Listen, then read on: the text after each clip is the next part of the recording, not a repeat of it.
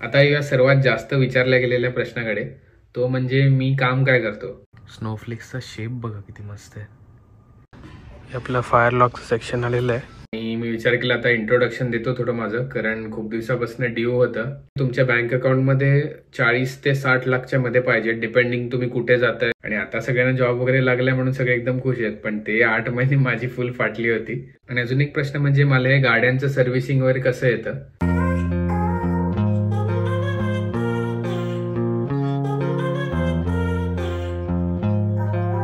नमस्कार मंडळी, माझं नाव आहे रोहन आणि तुमच्या सगळ्यांचं स्वागत आहे एका नवीन व्हिडिओमध्ये. आणि लास्ट व्हिडिओमध्ये तुम्ही बघितलं असेल की आयोवा स्टेटमध्ये किती स्नो पडला होता. त्याच्यानंतर मी इकडे घरी आलो टेक्सासला आणि झोपून सकाळी उठलो आणि बघतो तर इकडे पण स्नो स्टार्ट झालेला डॅलसमध्ये. कधी पडत नाही, वर्षातून 1-2 दिवसच पडतो फक्त. तर त्याच्या क्लिप्स मी तुम्हाला आता दाखवतो. परत यावर्षी पण टेक्सासमध्ये स्नो पडतोय. टेम्परेचर -12 आहे, त्याच्यात स्नो पडतोय. म्हणजे हा डेंजरस स्नो आहे, ह्याचा ब्लॅक आईस होईल आणि गाडी चालवणं इकडे इम्पॉसिबल होणार.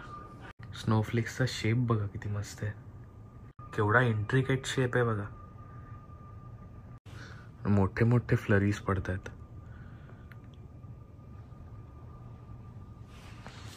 बघा आपला पार्किंग लॉट 2-1 इंच आहे स्नो.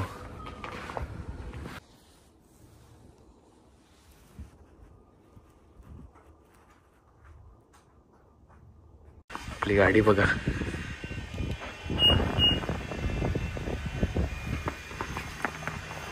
मस्त वाटतं ना स्नो मध्ये.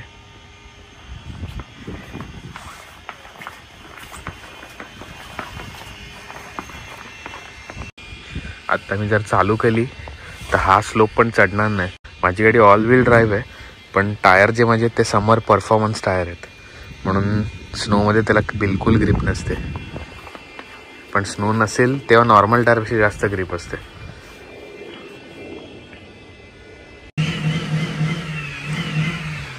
हा माणूस इकडे गाडी चालू करून जोरात एक्सिलेटर देतोय, सर्वात चुकीची गोष्ट करतोय. टेम्परेचर -12 आहे, सॉलिड थंडी आहे. आणि थोड्या वेळात हा जो फ्लफी स्नो आहे तो ब्लॅक आईस मध्ये तयार होईल आणि मग रस्त्यांची एकदम वाट लागेल. तर सकाळी पडलेला स्नो रात्रीपर्यंत सगळा वितळलाय आणि आता संध्याकाळचे 8 वाजलेत. आणि आता मी चाललोय फायर प्लेसची लाकडं घ्यायला. माझ्याकडे एकच लॉग होता जो मी तुम्हाला व्हिडिओमध्ये दाखवला होता, तर आता अजून घ्यायला चाललोय मी. आणि वाटेत काहीतरी डिनर पण घेऊन येईन, कारण बनवायचं मला आता कंटाळा आलाय. आणि एवढ्या गरम थंड टेम्परेचरमुळे माझ्या गळ्याची वाट लागलेली आहे, कारण मी आयोवामध्ये होतो, मग कॅलिफोर्नियाला गेलो, तिकडे प्लस मध्ये टेम्परेचर होतं. तर -10 आयोवामध्ये, कॅलिफोर्नियामध्ये +18 डिग्री, आणि आता ते परत -7-8 मध्ये आलोय. जरा गळ्याची वाट लागली आहे, म्हणून तुम्हाला माझा आवाज थोडा वेगळा येत असेल. हा सेक्शन जो तुम्हाला रिकामा दिसतोय, अख्खा वॉलमार्ट भरलेला आहे.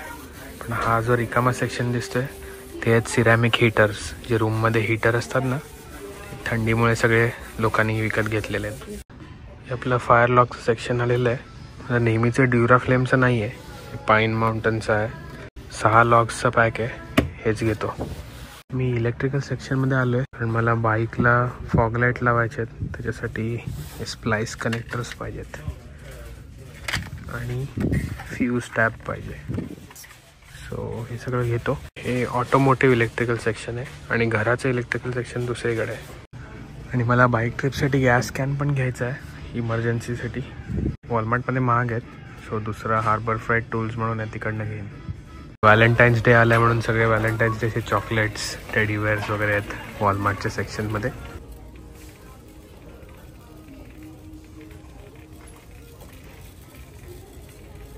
हे तेच सेक्शन आहे जे मी हॅलोवीनच्या वेळेला दाखवलेलं. परत वेल्वेट टाकोला आलोय मी. एकदा आधी एका व्हिडिओमध्ये दाखवलंय मी, राहुल बरोबर गेलेलो. आणि यावाल्या वेल्वेट टाकोला ड्राईव्ह थ्रू आहे, म्हणून ड्राईव्ह थ्रूच्या लाईनमध्ये उभा आहे मी.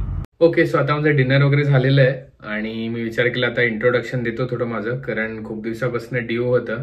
सगळे विचारत होते माझं इंट्रोडक्शन आणि माझं एज्युकेशनल बॅकग्राऊंड वगैरे. सो या व्हिडिओमध्ये मी माझ्याबद्दल, माझं एज्युकेशनल बॅकग्राऊंड आणि माझी जी US ला जायची जर्नी होती, कारण मॅक्झिमम जे मला इंस्टाग्रामवर, फेसबुकवर सगळीकडे क्वेश्चन्स येतात ते आहेत की कसं जायचं शिकायला, काय प्रोसेस असते, किती स्कोप असतो, कुठला फील्ड. तर असे खूप क्वेश्चन येतात माझ्याकडे, तर मी त्याची उत्तरं पहिली देतो.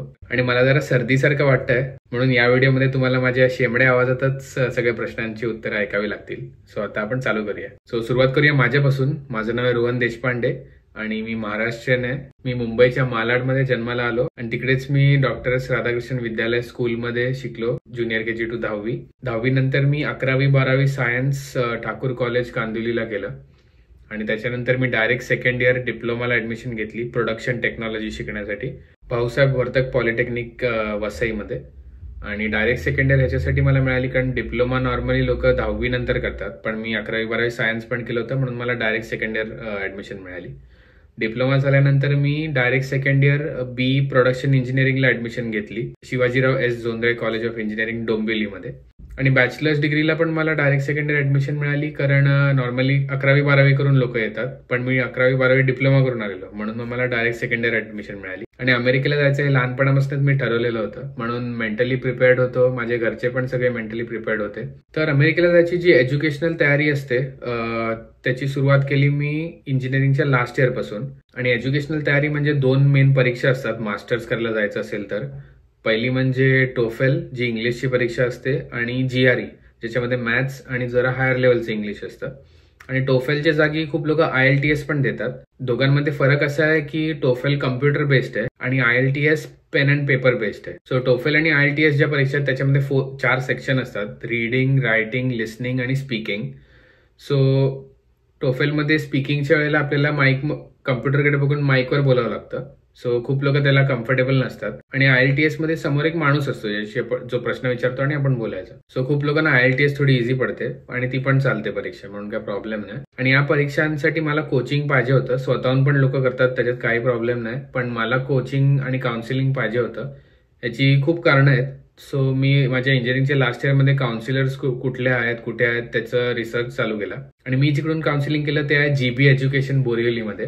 आणि काउन्सिलिंग करायचे फायदे हे आहेत कारण पहिली गोष्ट म्हणजे आपण 60-1 लाख टाकून शिकायला चाललोय, त्याच्यामध्ये 70-80 हजार काउन्सिलरला द्यायला म्हणजे मला वर्थ इट वाटतं. कारण जे काउन्सिलर असतात त्यांचा हा बिझनेसच असतो स्टुडंट्सना पाठवायचा, म्हणून त्यांना सगळी करंट माहिती असते, युनिव्हर्सिटी कुठल्या चांगल्या या माहिती असतात, तुमच्या एक्झामच्या स्कोरच्या हिशोबाने तुम्हाला कुठे ऍडमिशन मिळू शकते ते त्यांना माहिती असतं, एरिया माहिती असतो, विजाची प्रोसेस माहिती असते, काय डॉक्युमेंट्स लागणार ते माहिती असतात. कोचिंग तर ते लोक देतातच, पण विजाचं काउन्सिलिंग पण देतात, ते खूप हेल्पफुल असतं. म्हणजे विजाचे मॉक इंटरव्ह्यू वगैरे घेतात आणि त्याच्यामध्ये म्हणजे प्रिपेअर करतात आपल्याला विजा इंटरव्ह्यूसाठी.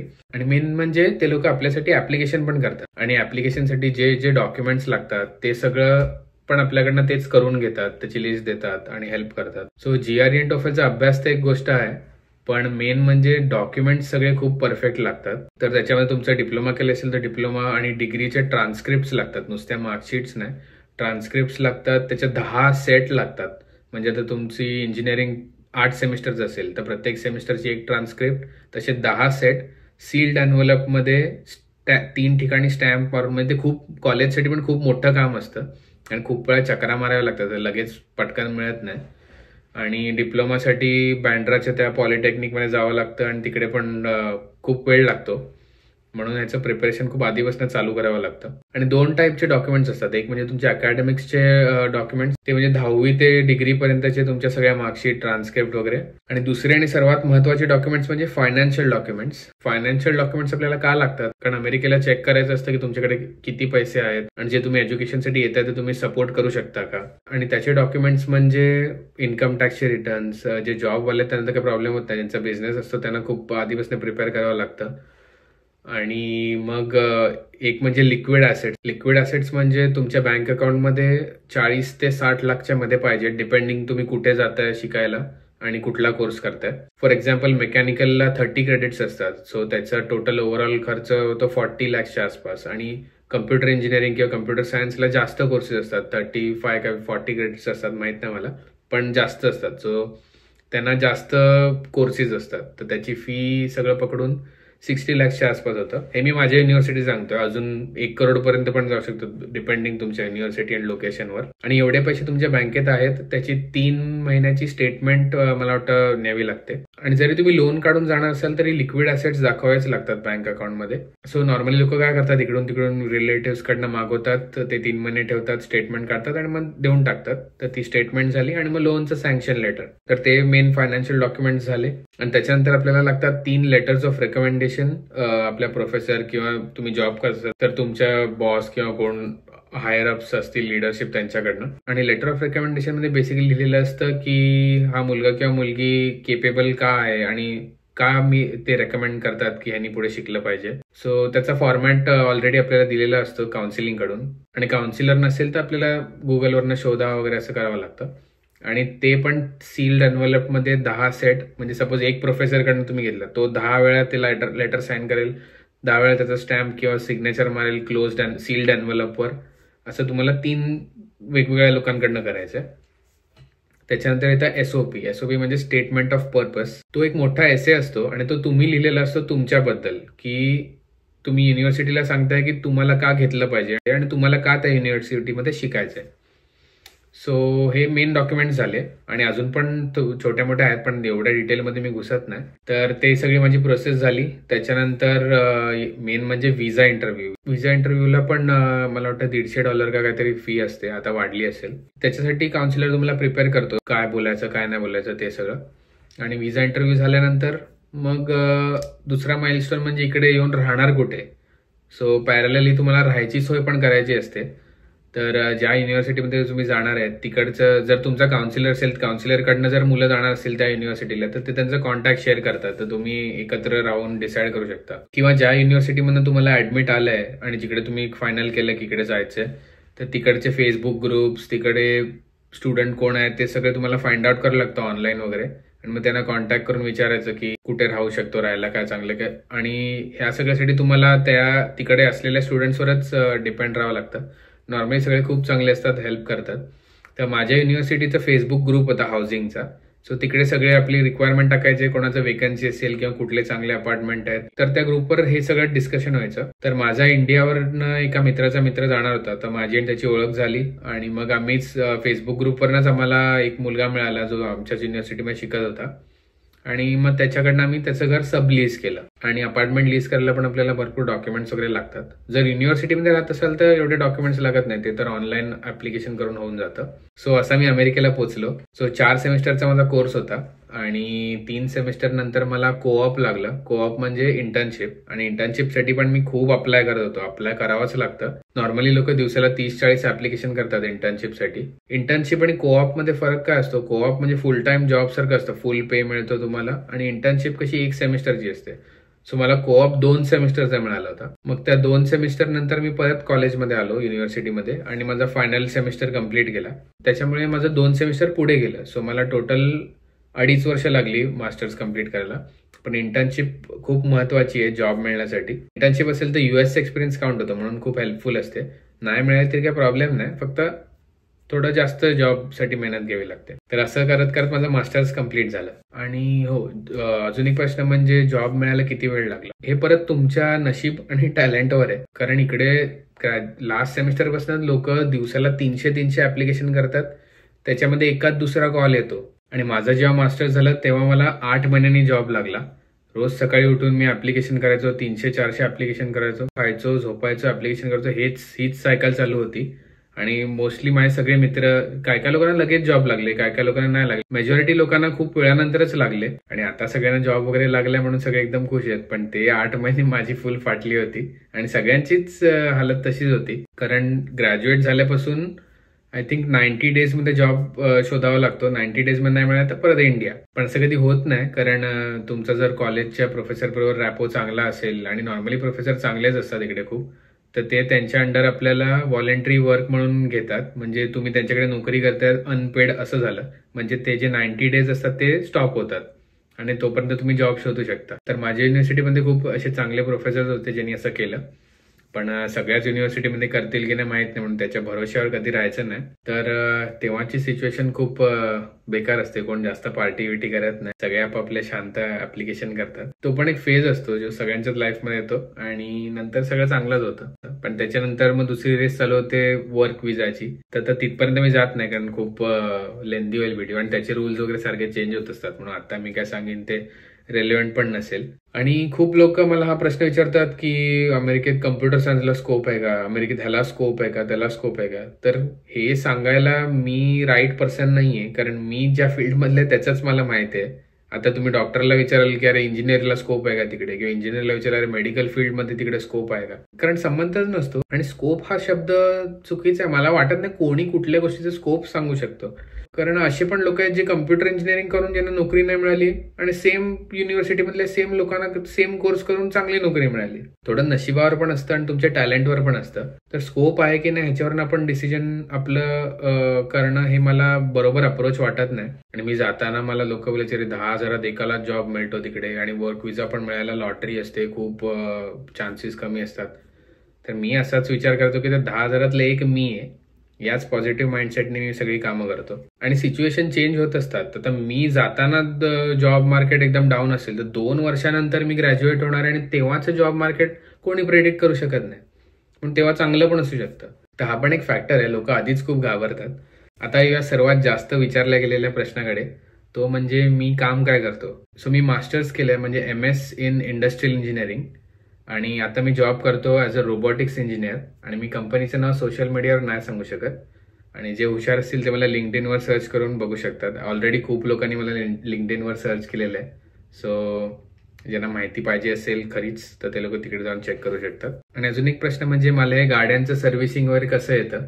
त्याचं उत्तर हे की माझ्या वडिलांना, आजोबांना, सगळ्यांना आम्हाला गाड्यांचं भयानक वेड आहे. आणि मला पर्सनली गाड्यांवर काम करायला खूप आवडतं. आणि प्लस मी इंजिनियर आहे, तर न येण्यासारखं काहीच नाहीये. आणि मला आवड आहे म्हणून मला येतं.